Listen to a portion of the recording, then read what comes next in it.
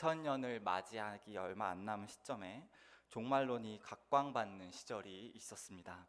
제가 태어난 시점이라 저는 90년대 상황을 잘 알지는 못하지만 시한부 종말론이 엄청난 파장을 일으켰다 들었습니다.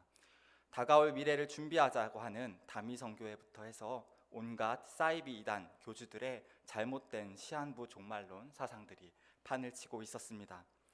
문제는 사이비 이단들의 대응에 정통교회 지도자들이 아무런 대책을 내놓지 못했다는 사실입니다. 그저 내세울 수 있는 대책은 종말론을 금기시하는 행동뿐이었습니다. 덕분에 요한계시록에 대한 설교는 교회에서 그 이후로 거의 듣지 못하게 되었고, 요한계시록은 심판 재앙이 담긴 무시무시한 책으로 낙인 찍혀 읽지도 듣지도 못하는 성경책이 되었습니다. 구약시대에 하나님께서 바벨론과 아수르를 들어쓰셔서 이스라엘을 치셨듯이 오늘날 신천지라는 종말론적 이단을 통해 하나님은 한국교회를 일깨우려 노력하셨습니다. 하지만 여전히 요한계시록은 덮어놓고 보지 않는 책으로 남아 있습니다. 뉴 밀레니엄이라 불렸던 2000년도로부터 23년이나 지났는데도 왜 그렇게 계시록은 여전히 오늘날까지도 가르쳐지지 않고 있을까요? 두 가지가 있습니다. 계시록을 읽고 연구하는데 잘못된 두 가지 전제들이 우리 앞을 가로막고 있기 때문입니다. 첫 번째로는 묵시문학이라는 장애물이 요한계시록을 연구하는데 걸림돌이 되고 있습니다. 종말론적 내용, 전 세계의 종말, 인류의 역사의 끝을 다루는 장르를 묵시라고 부릅니다. 그래서 어떤 신학 교수님들, 목사님들은 요한계시록에 종말의 내용이 담겨 있다 하여 요한 묵시록이라 부르기도 합니다. 여기서 나온 한 가지 생각이 있습니다. 종말 이야기를 다루는 이스라엘의 묵시 문학을 요한계시록 외에 다른 책들을 전부 분석해야만 요한계시록을 올바르게 해석할 수 있다라는 생각입니다. 요한계시록이 쓸 당시에 종말론을 다룬 기록들이 여럿 있었습니다. 기원전 200년부터 해서 사도 요한이 요한계시록을 기록한 주 1세기까지 기록되었던 유대 묵시문학을 다 파악을 해야 우리가 계시록을 이해할 수 있다라는 주장이 우리로 하여금 요한계시록을 읽고 연구하지 못하게 하고 있습니다. 묵시문학은 몰라도 됩니다. 묵시문학을 몰라도 요한계시록을 읽고 듣고 지키는 데에는 아무런 문제가 없습니다. 묵시문학은 정경, 성경이 아니며 외경에 속하는 문서들입니다. 묵시문학은 성령의 감동으로 기록된 책이 아니기 때문에 몰라도 됩니다. 묵시문학을 읽는다고 해서 성경을 해석하는 데 도움을 받지 못합니다. 성경과 이스라엘 유대 묵시문학은 전혀 다릅니다. 묵시문학은 몰라도 요한계시록을 통해 올바른 종말론을 세워나가는데 아무런 지장이 없습니다. 성경은 성경으로 해석하기에 충분하며 요한계시록은 앞서 있는 65권의 성경을 잘 안다면 충분히 듣기만 해도 쉽게 이해할 수 있는 쉬운 책입니다. 특별히 구약 성경을 잘 안다면 요한계시록은 어려움 없이 읽어나갈 수 있습니다. 두 번째 장애물은 무엇이냐면은 바로 요한신학입니다. 요한신학이 뭔가요, 전도사님? 요한이 환상을 보고 들은 그대로 계시록을 기록한 것이 아니라 한번 보고 들은 그대로를 쓴 게 아니고 자기의 머릿속에서 자신의 신학적 틀로 요한이 자기가 보고 들은 환상을 재조립, 재구성해서 자신만의 신학적 색깔로 요한계시록을 기록했다는 생각입니다. 그래서 요한계시록을 이해하기 위해서는 먼저 요한의 머릿속을 들여다봐야 한다. 요한의 신학을 우리가 알아야만 요한계시록을 올바르게 이해할 수 있다라고 말을 합니다. 과연 그럴까요? 오늘 본문 말씀을 살펴보겠습니다. 1절에서 하나님의 이 계시록, 계시의 말씀인 요한계시록이 어떻게 우리에게 전달되었는지 사도 요한은 말해줍니다. 1절입니다. 예수 그리스도의 계시라 이는 하나님이 그에게 주사 반드시 속히 일어날 일들을 그 종들에게 보이시려고 그의 천사를 그 종 요한에게 보내어 알게 하신 것이라. 예수 그리스도의 계시인데 이게 원래는 성부 하나님께서 아들 성자 예수님께 주신 거다라고 말합니다. 이에 대한 예화가 있습니다. 외갓집에 이제 명절에 저희 가족들이 모인 적이 있습니다. 친척들이 모여서 밥을 먹고 식사를 한 다음에 카페에 갔는데요. 저희 형이 취직을 한 지 얼마 안 된 시점이었습니다. 그래서 저희 엄마가 그러시는 거예요. 오늘 우리 아들이 취직한 기념으로 커피 쏜대요. 그런데 저는 보았거든요. 엄마가 형에게 엄마의 카드 이렇게 몰래 주는 거를요. 자, 엄마의 카드가 형의 카드인 것처럼 둔갑한 것이죠. 왜 그런 일을 하셨을까요? 우리 아들 취직해서 취직의 성취를 이뤘다. 취직의 완성을 이루어 아들의 저희 형의 영광을 드높이기 위해 어머니의 돈이었으나 형이 명예를 취한 것처럼 하나님도 성자 예수님께서 구속의 사역을 성취하시고 구속의 사역을 완성한 그 아들 예수 그리스도의 영광을 드높이기 위해 그리스도에 계시라 이렇게 기록을 하고 있습니다. 이렇게 이해할 수 있습니다. 그렇게 성부에게서 성자로 계시가 전달이 되고 성자는 그 종들에게 보이시려고 그의 천사에게 넘기십니다. 이 천사는 원어로 히브리어의 말라크라는 단어입니다. 말라크는 말라기 선지자 할 때 그 말라크이며 사명자, 사역자, 보냄받은 자로 해석할 수 있는 단어입니다. 첫 번째로는 천사, 그래서 천사로 해석이 됐죠. 두 번째 사람, 구약에는 왕, 제사장, 선지자, 신약에는 목사, 장로, 집사 이렇게 해석할 수도 있고, 세 번째로는 말라기 3장 1절에서 유일하게 해석됐던 예수님, 네 번째로는 성령 하나님으로 해석을 할 수 있습니다. 여기서는 천사가 아니라 성령 하나님으로 계시의 영이신 성령으로 번역하는 게 좋습니다. 근데 전도사님 왜 천사로 이렇게 번역을 했을까요? 헬라어, 그리스어로는 이 사자가 앙겔로스라는 단어인데 앙겔, 앙젤, 엔젤 이렇게 해석이 돼서 천사로 번역을 했는데 여기서는 계시를 전달해 주시는 그의 사자, 성령으로 해석하는 게 좋은 번역입니다.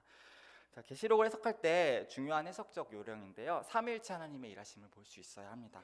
우리는 마라나타 할 때 예수님만 이렇게 온다고 생각을 하잖아요. 근데 그렇지 않고 성부, 성자, 성령이 다 오시고 하늘의 모든 천군 천사, 주 안에서 잠자는 모든 자들, 그리고 새 예루살렘 성, 24장로, 그리고 내 생물들이 다 이 땅에 온다는 것. 이 지구가 이제 천국이 되니까 새하늘과 새 땅이 되어서 그렇게 볼 수 있어야 합니다. 계시록을 해석하는 데 있어서 삼위 하나님의 일하심을 볼 수 있는 것은 또 중요한 해석적 방법입니다. 이렇게 성부가 성자에게, 성자가 그의 사자이신 성령에게, 성령은 사도 요한에게, 사도 요한은 7교회, 그리고 모든 우리 계시록을 읽는 자들에게 이 계시록이 전달되었다라고 기록을 하고 있습니다. 2절을 보시면 사도 요한은 자신이 요한계시록을 어떻게 기록했는지 분명히 말을 해줍니다. 2절입니다. 요한은 하나님의 말씀과 예수 그리스도의 증거, 곧 자기가 본 것을 다 증언하였느니라. 사도 요한은 자기가 보고 들은 그대로 기록했다 말합니다. 소위 요한신학이라고 하는 요한의 신학을 추론하고 밝혀내려면 엄청나게 많은 시간이 필요합니다. 상당히 비효율적입니다. 왜 그럴까요? 있지도 않은 것을 발견하려고 하기 때문입니다. 그렇기 때문에 시간이 많이 걸릴 수밖에 없습니다. 사도 요한은 자신만의 요한신학은 없다, 내 생각, 내 추론 일절 없고 내가 보고 들은 그대로 기록했다, 중간중간 계시록에서 말을 합니다. 요한계시록을 읽다 보면 내가 본 것을 그대로 기록했다고 54회, 내가 들은 그대로 기록했다 42회, 내가 보고 들은 그대로 요한계시록 기록했다 5회 증언합니다. 다 더하면 도합 101번, 100회에 걸쳐서 요한계시록은 자신이 어떤 생각을 더딥히거나 각색한 것이 전혀 없고 성령 하나님께서 나에게 보여주신 그대로, 들려주신 그대로, 또 보고 들은 그대로 기록하였다 증언합니다. 그러므로 우리는 더 이상 요한계시록 안에서 요한의 신학을 찾을 필요가 없습니다. 그래서 이 두 가지, 묵시문학과 요한신학은 빨리 버려야 합니다. 이 두 가지는 요한계시록을 읽고 듣고 지키는 데 있어서 아무런 유익을 제공하지 못합니다.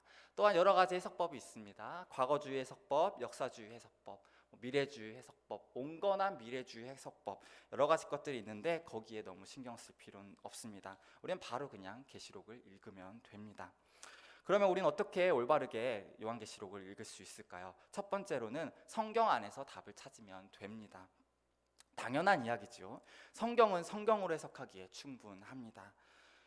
3절에 보시면 말씀을 읽는 자와 듣는 자, 그리고 그런 자는 바로 말씀을 깨닫고 계시록을 깨닫고 실천할 수 있다, 지킬 수 있다 말합니다. 읽고 듣는 거에서 있어서 바로 행할 수 있다라고 말하고 있습니다. 다른 것을 연구할 필요가 없고 그냥 요한계시록을 들으면 얼마든지 성도는 계시록을 이해할 수 있고 실천할 수 있다 말씀하고 있습니다. 또 4절에 보시면 요한은 아시아에 있는 7교회에 편지하노니 이제도 계시고 전에도 계셨고 장차 오시리와 그의 보좌 앞에 있는 7명과 했을 때 이 앞부분에 7교회에 편지한다라고 할 때 편지가 단수입니다. 당시에 이제 인쇄술이 발달하지 않았기 때문에 종교 개혁이 일어날 때쯤에서야 이제 인쇄술이 발달돼서 성경이 귀하던 시절이었고, 이 편지 한 통을 가지고 소아시아 지역의 에서 버두사 빌라 지역이 이 편지 한 통을 나눠서 돌려서 읽어야 했습니다. 그리고 당시 예배를 드릴 때 이렇게 설교가 아니라 해당장이 계시록을 빨리 읽고 넘겨줘야 되기 때문에 1장부터 쭉 끝까지 읽고 끝, 예배 끝, 이렇게 됐다고 합니다. 예배 진행이 설교할 시간도 없었고 뭐 설명해 줄 시간도 없었습니다. 빨리 에베소 교회도 뭐 교회 하나가 있는 게 아니라 가정 교회였기 때문에 집집마다 돌려서 읽어야 됐고, 그리고 에베소에서 서머나로 옮기면은 나머지 또 6교회는 성경이 없는 상태이기 때문에 빨리빨리 읽고 넘겨야 하기 때문에 그렇게 예배가 진행이 되었다고 합니다.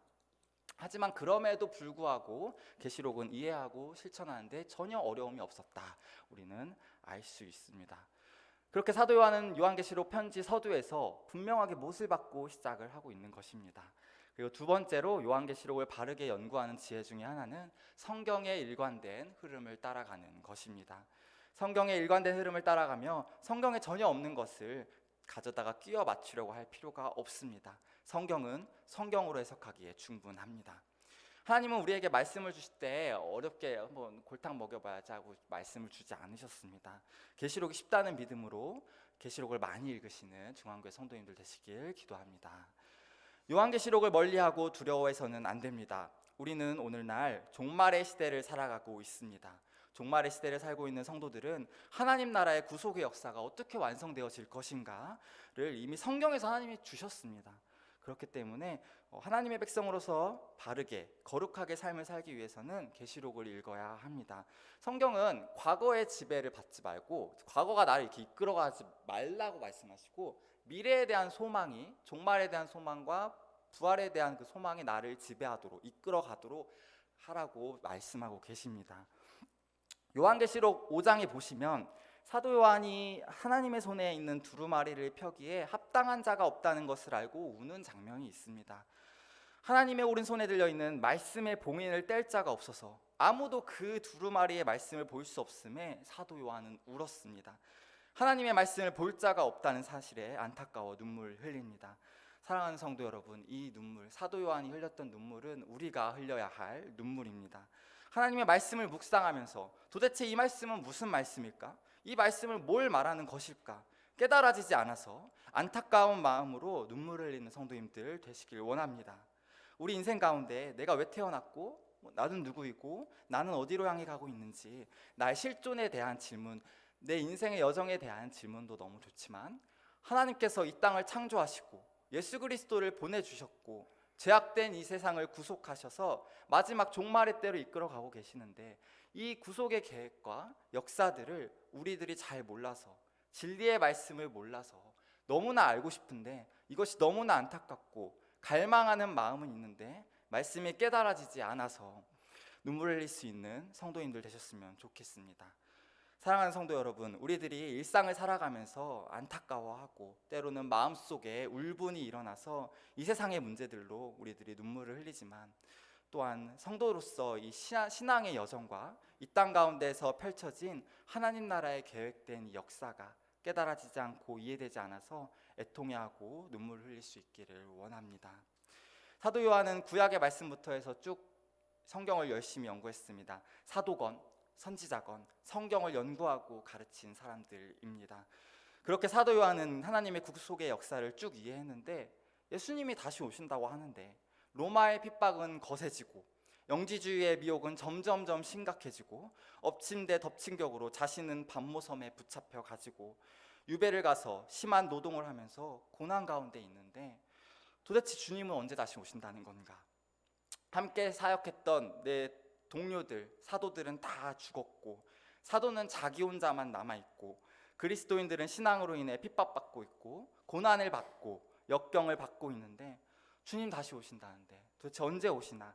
그런 가운데 환상을 보여주셔서 이제 때가 됐나 했는데 깨달아지지 않는 이 말씀의 두루마리를 열 자가 없어서 더 이상 구속의 역사가 진전될 가능성이 보이지 않자 눈물을 흘렸습니다. 사도 요한이 느꼈던 그 하나님의 나라의 완성을 향한 안타까움이 우리의 안타까움이 되기를 원합니다. 간절히 우리 주님 언제 어떻게 다시 오시려나 알고 싶은데 정확하게 알 수 없어서 사도 요한처럼 눈물을 흘려본 적이 있는가 우리가 돌아보기를 원합니다. 하나님 나라를 향한 회통함, 저와 여러분들의 눈물이 사도 요한이 5장에서 계시록 5장에서 흘렸던 눈물처럼 정말 말씀을 사모하고 말씀이 깨달아지지 않아서 몸부림치고 기도하는 그런 삶이 되기를 바랍니다. 우리가 하나님의 말씀에 대한 사모함, 갈급함이 이단들보다는 더 해야 될 줄 믿습니다. 신천지에서는 하루 2시간씩 6개월 동안 새신자 교육을 받아야 교회 회원으로 등록할 수 있다고 합니다. 말씀에 대한 갈급함, 하나님의 구속 역사에 대한 관심, 하나님 나라의 진행에 대해서 얼마나 갈급하십니까? 사도 요한은 하나님 나라에 대한 역사를 정말 알고 싶어서 눈물을 흘립니다. 오늘 우리가 흘리며 부단히 요한계시록을 읽고 그 눈물을 흘리며 종말의 때를 사모하는 모든 중앙교회 성도님들 되시길 기도합니다. 마지막으로 계시록을 지키고 실천한다는 것은 충성된 증인으로서 종말의 복음을 전하는 것입니다. 계시록을 읽다 보면 2장에서 충성된 증인 안디바를 비롯해서 7장, 14장 그 뒤로도 충성된 증인이라는 말이 종종 보입니다. 계시록은 아직 일어나지도 않았는데 우리가 어떻게 말씀을 지키고 행할 수 있습니까? 전도사님 하신다면 그 부활 소망을 계시록에 담긴 그 재림의 복된 소식을 전하는 것, 그렇게 충성된 증인들이 되는 것이 계시록을 읽고 들은 다음 지키는 것이 됩니다. 그런 충성된 증인들 다 되시기를 기도합니다. 기도하시겠습니다. 하나님 아버지 감사합니다. 오늘 요한계시록 편지의 서두인 1장 1절부터 3절까지 말씀을 살펴보았습니다. 여러 가지 이유로 요한계시록을 읽지 못했고 듣지 못해서 다시 오실 예수님에 대해 전하지 못했음을 나누었습니다. 주님께서는 주의 사자이신 성령 하나님을 통해 사도 요한에게 종말의 이야기를 보여주고 들려주셨습니다.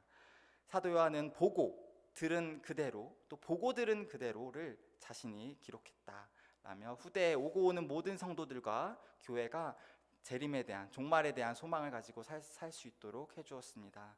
주님께서 주신 귀한 종말의 말씀을 우리가 부지런히 듣고 읽어서 복된 소식을 전하는 충성된 증인으로서의 삶을 살아낼 수 있게 하여 주시옵소서. 주의 말씀이 밝히 열려 소망의 미래가 우리의 현실을 지배하도록 은혜 베풀어 주시옵소서. 감사하며 예수님의 이름으로 기도드립니다. 아멘.